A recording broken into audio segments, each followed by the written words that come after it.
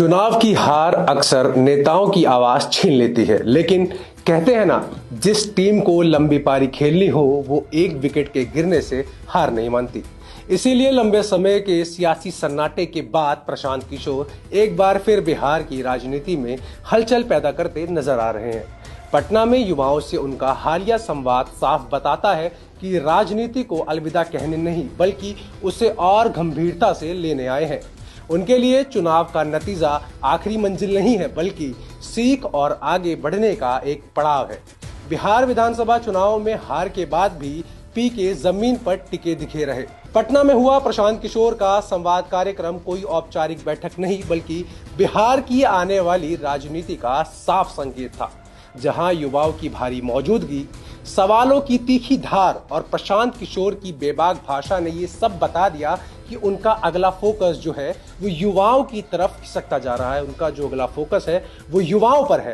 बेरोजगारी, पलायन, शिक्षा की बदहाली जैसे मुद्दों को सामने रखते हुए उन्होंने बताया कि बिहार की राजनीति में अगर सबसे ज्यादा नुकसान किसी वर्ग ने झेला है तो वो है राज्य का युवा, और शायद इसी सच्चाई को केंद्र में रखकर प्रशांत किशोर अपनी अगली सियासी चाल बुनते हुए नजर आ रहे हैं। आपको बता दें कि बिहार की राजनीति लंबे समय तक जाति और परंपरागत वोट बैंक के सहारे चलती रही, लेकिन हालिया चुनावों में देखा गया कि युवा मतदाता जो है वो अब पुराने ढांचे से संतुष्ट नहीं है और इसी खाली सियासी जगह में जनसुराज अपनी जमीन खोजता नजर आ रहा है।